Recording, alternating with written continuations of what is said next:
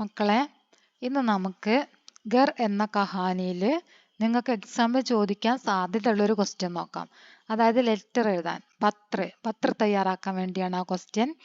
घर में नए अतिथि आए, उनके बारे में चिमटी ने अपनी सहेली के नाम पत्र लिखा, वह पत्र तैयार करें. അതാണ് ക്വസ്റ്റ്യൻ.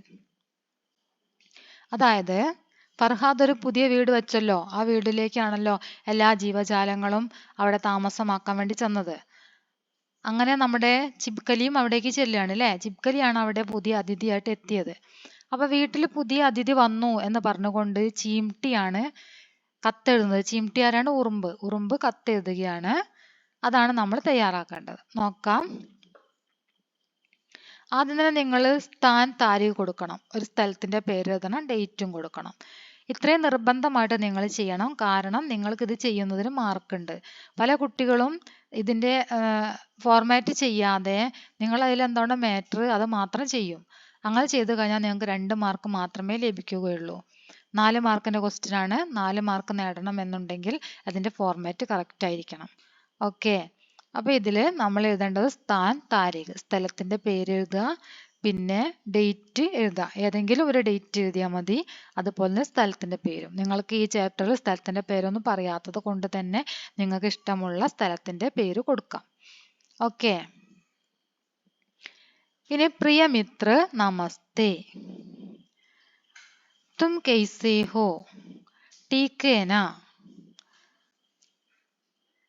मैंने कई दिन से एक पत्र लिखना चाहा, अभी समय मिला. അതായത് നിനക്ക് സുഖമല്ലേ എന്നാണ് ചോദിക്കുന്നത്. തും കൈസേ ഹോ, ठीक है ना? मैंने कई दिन से, ഞാൻ കുറേ ദിവസമായിട്ട് ഒരു കത്ത് എഴുതണം എന്ന് ആഗ്രഹിക്കുന്നു. കുറേ ദിവസമായി ഞാൻ നിനക്കൊരു കത്ത് എഴുതണം എന്നിങ്ങനെ ചിന്തിക്കുന്നു. ഇപ്പോഴാണ് സമയം ലഭിച്ചത് എന്ന് പറയാണ്. ശ്രീമാൻ ഫർഹാദ് കോ ജാൻതാ ഹേന, ശ്രീമാൻ ഫർഹാദിനെ അറിയില്ലേ? ഫ്രണ്ടിനോട് ചോദിക്കാണ്, നിനക്ക് ശ്രീമാൻ ഫർഹാദിനെ അറിയില്ലേ എന്ന് ചോദിക്കാണ്. ഉനക്കെ ഘർ മേം ഹം സബ് പഹലെ ആതാ താ, അദ്ദേഹത്തിന്റെ വീട്ടിലേക്ക് ഞങ്ങൾ എല്ലാവരും ആദ്യം എത്തിയിട്ടുണ്ടായിരുന്നു. അന്ത് മേം നയ അതിഥി ആയ, അവസാനം ഒരു പുതിയ അതിഥി വന്നു. ഏക്ക് ചിപ്കലി, അതാരായിരുന്നു?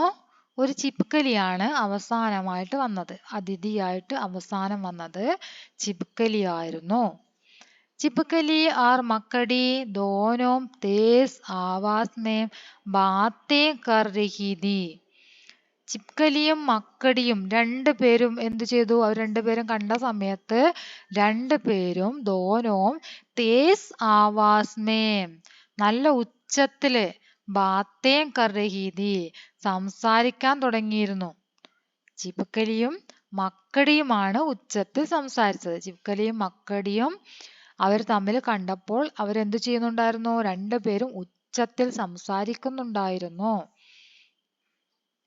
इसलिए मेरे बच्चे सोने के बजाय करवट बदल रही, ഇക്കാരണത്താൽ അവർ രണ്ടുപേരും ഉച്ചത്തിൽ സംസാരിച്ച കാരണത്താൽ മേരെ ബച്ചെ, എൻ്റെ കുട്ടികൾ, സോനേക്കെ ബജായ്, ഉറങ്ങാതെ, കറവട്ട് ബദൽ രഹി, തിരിഞ്ഞും മറിഞ്ഞും കിടന്നു. രണ്ടുപേരും കുട്ടികളൊക്കെ ഉറങ്ങാതെ എന്ത് ചെയ്തു?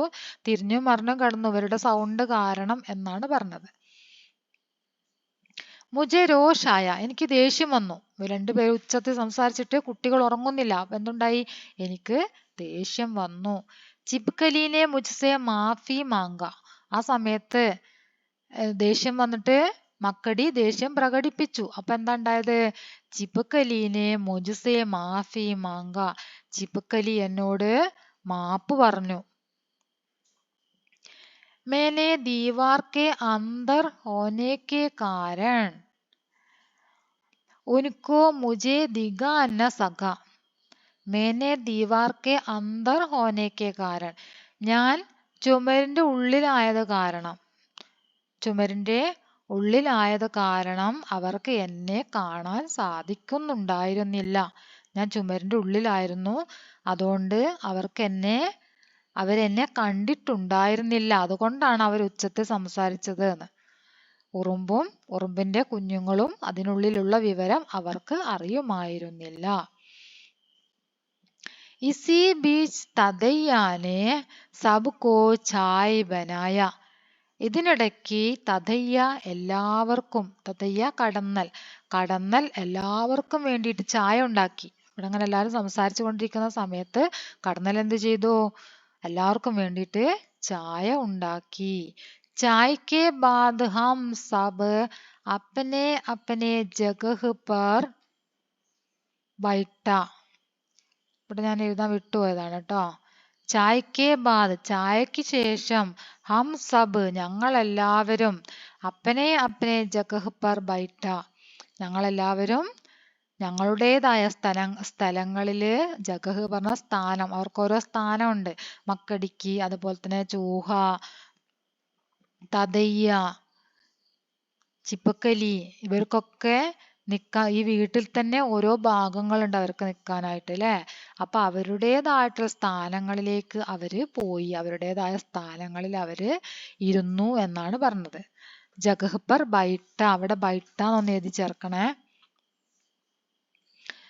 തുമാരി ഹാലത്ത് കൈസാ ഹേ,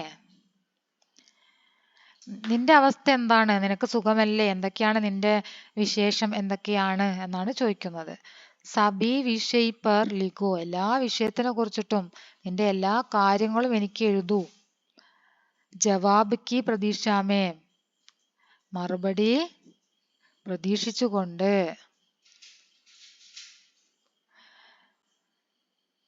തുമാരാ മിത്ര ഹസ്താക്ഷർ ചീംടി, നിന്റെ ഫ്രണ്ട് ഹസ്താക്ഷർ എന്ന് ബ്രാക്കറ്റിലിടുക, ചീംടി. സേവാമേ തിത്തലി റാണി തോൽപ്പെട്ടി ജംഗൽ. അതായത് ഇവിടെ ഒരു അഡ്രസ്സ് നമ്മൾ കൊടുക്കുക. ഇവിടെ എങ്ങനെ ഒരു അഡ്രസ്സാണ് കൊടുത്തത്? സേവാമേം പറഞ്ഞിട്ട് നമ്മൾ ആർക്കാണോ എഴുതുന്നത്,